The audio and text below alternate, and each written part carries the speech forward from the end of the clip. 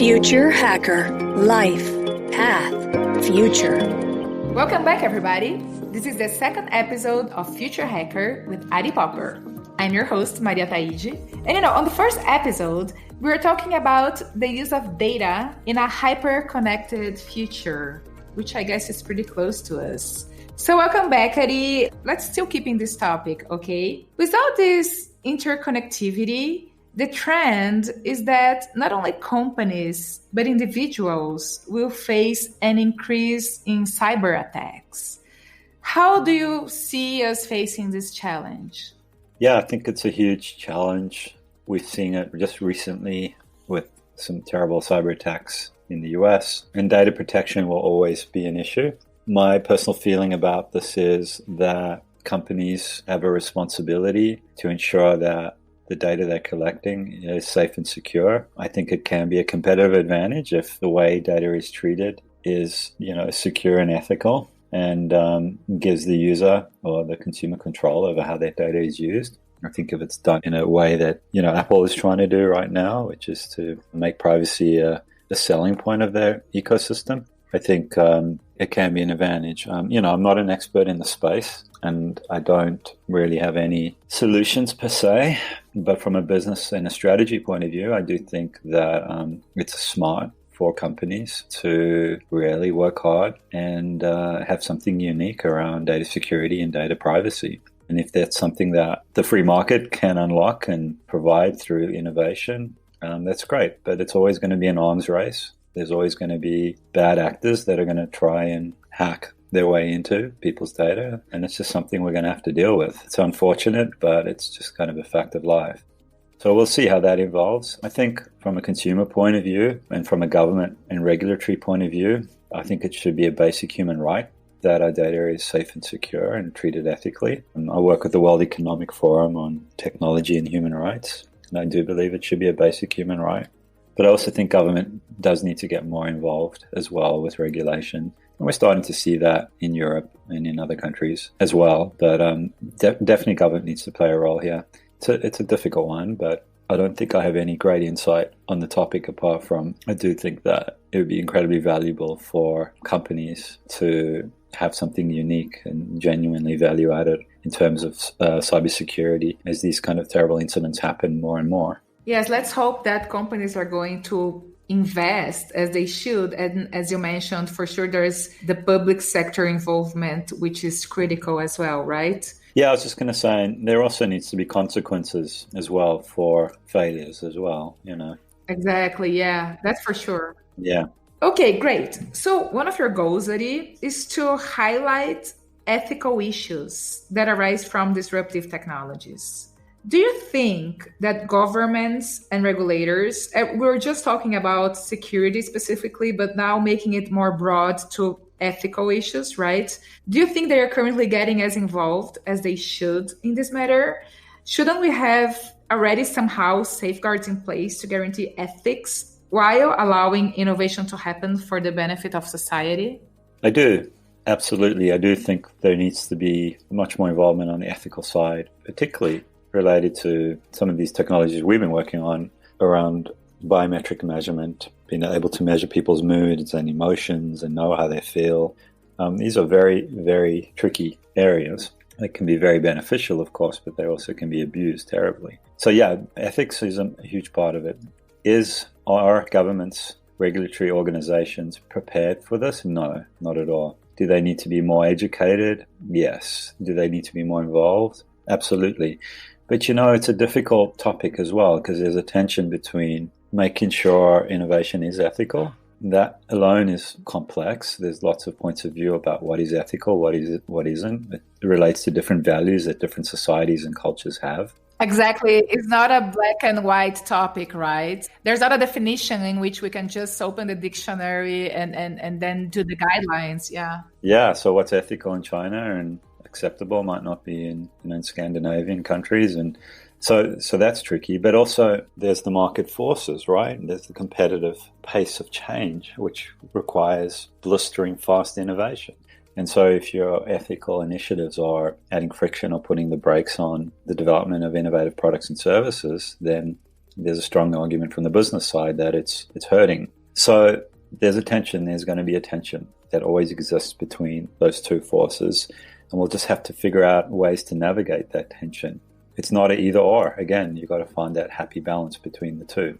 But unquestionably, technology can be a force for good and should be a force for good. When we say force for good, what do we mean by that? Well, I think it should enable us and make us better as human beings. It should address the kind of weaknesses and faults we have and in our society and our structures and the way that we interact with each other and even in our understanding of ourselves as individuals.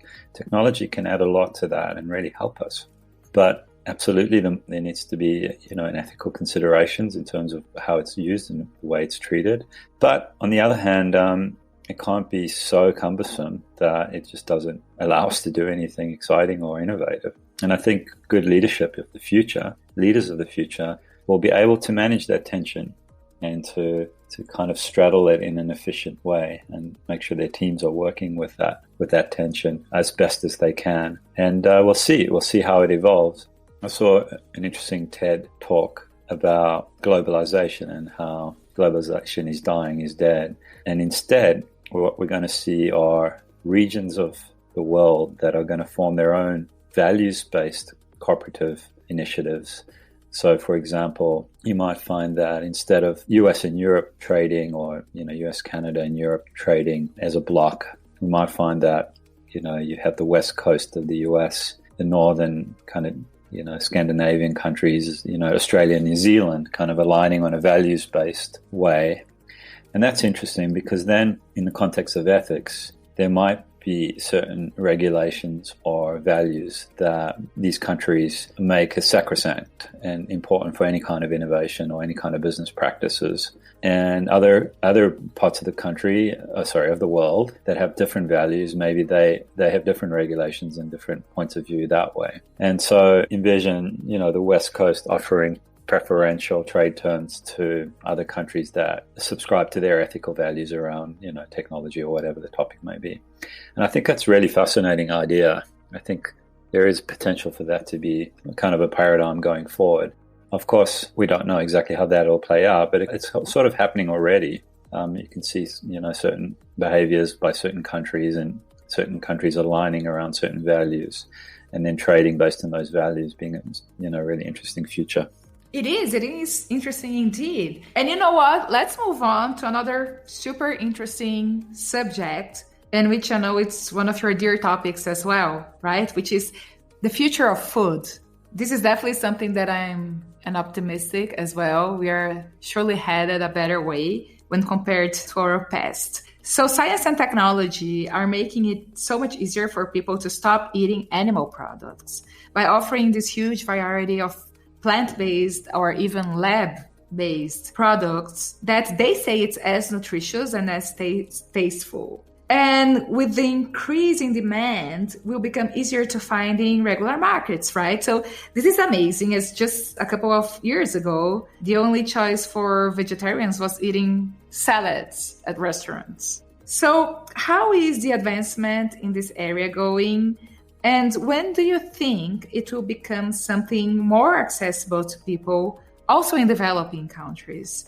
I imagine how complex it is to escalate, as it needs to involve pretty much the whole supply chain sustainability, right? So what could you share with us? Yeah, it's a future of food, in particular veganism is definitely a passion area for me. And yeah, everything you say is really interesting. The reality is that we don't need to eat animal products in order to be well and healthy. And there's some really good science that has shown that. So the other reality is that our current food production system, mainstream, which is the vast majority of it, is unhealthy. It's damaging on the environment and it's incredibly cruel.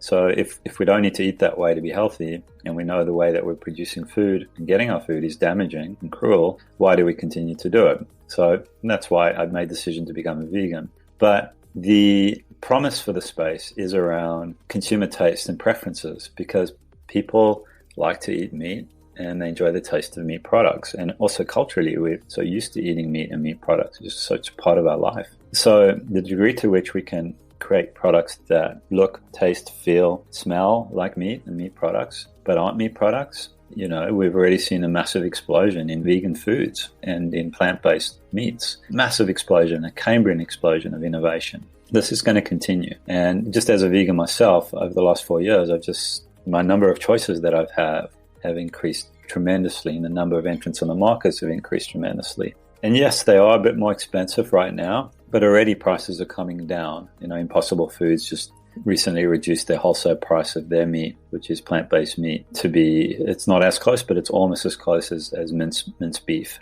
So that's the exciting promise. I think once plant-based meats become almost indistinguishable from real meats and priced accordingly, that's when we'll start to have a profound change in people's dietary habits. Because why would you eat meat if you can get something almost exactly the same that costs about the same? So yeah, it's a great space. There's a lot of innovation going on. There's a lot of venture capital money going into it. It has great benefits for people's health, for the environment, for obviously reduction of animal cruelty. And it's something that I want to accelerate. It's something that I think we should encourage, and, innovative companies are getting behind it. Even, Tesla made the bold move to make their car seats vegan, or their entire car vegan. So it's a pretty exciting space. I think we can do more, and it can go quicker. And I'm impatient. How long would you think it would take us to get there? I mean, I know that, somehow meat consumption will go on, but when it's going to be the exception and not the other way around? Yeah, so that is a really good question. I think that a new generation of young people are going to look on meat eating as smoking once was. I think it's going to take a while. This is not something that's going to happen in 2 years or 5 or maybe even 10 years. But I think, as the next generation, Gen Z, grown where climate change is a huge problem, where veganism has gone from the fringe and mainstream to kind of more prevalent, veganuary and all these initiatives are more part of the public conversation. Celebrities are going vegan. These young people have grown up in this environment. They're also seeing products that are offered way more than, I did when I was young. And so we need that generation to kind of take charge. And I honestly do believe that once this young generation grows up, and once this explosion of innovation has radically improved the quality of these plant-based meat products, I do think it'll be much more mainstream. I think there'll always be some people that will eat meat, and there will always be the holdouts. It's never going to go away completely. But when you've got big meat producing companies like Tyson Foods in the US investing significant dollars in alternative meat companies as well, they see the writing on the wall too. They also understand they need to change. And frankly, it's good business as well for them. So yeah, I think it's going to be a while. We need the generations to kind of cycle in. But I do think that ultimately with climate change and with the issues around animal cruelty, our younger generation, they just won't stand for it.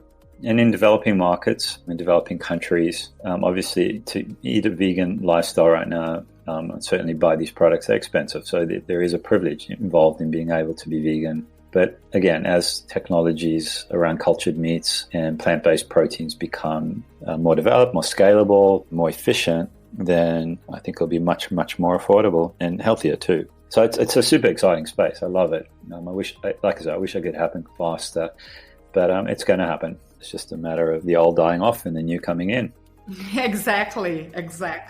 That's a great answer. So, Ari, unfortunately, we're coming to the end. So I'm going to jump to the last question that we always ask our guests. And I'm pretty sure you already answered this somehow, but I can see you're clearly and optimistic. So usually we ask if you believe if you're headed into a more inclusive and sustainable society, or if you believe that, if more critical changes are not addressed right away, if we're headed to a darker future. But I see that you're seeing a brighter future, right? I am an optimist, but to be honest, over the last few years, I've been quite pessimistic. Really? Yeah, 'cause it's very on me. But I think let's look at history and the cycles of history as our guide for what's going to happen in the future. There are cyclical moments in time in society where we make great, profound improvements in social liberties, and there are times where we go backwards a bit. But ultimately, I do believe we're on a positive trajectory for a much more inclusive society, for a much more equitable society. And I do genuinely believe that people are fundamentally good. There are obviously small percentage of people who are psychopathic or sociopathic that do exist and live with us, and that's just a part of who we are. But, the vast majority of people want to be treated fairly and want to treat other people fairly, and most people feel pain with other people feeling pain and suffering, and not just people, animals too. So with that as a fundamental truth, I do think that the trajectory is towards positive. However, it's, as President Obama says, it's not something we can take for granted. We have to work hard for that, and we have to fight for those values. And that's what we try and do at our company. We try and create visions of the future that are beneficial, more equitable, inclusive, gentle on the environment, are respectful of people's needs and values, and humane. And, if we have a choice in creating visions of the future, let's choose to create those visions rather than the alternatives. But we do have to be vigilant. We do have to work hard for that. It's not just going to fall in our laps. And that's exciting work, and I really enjoy it. It's a big challenge too. It is indeed.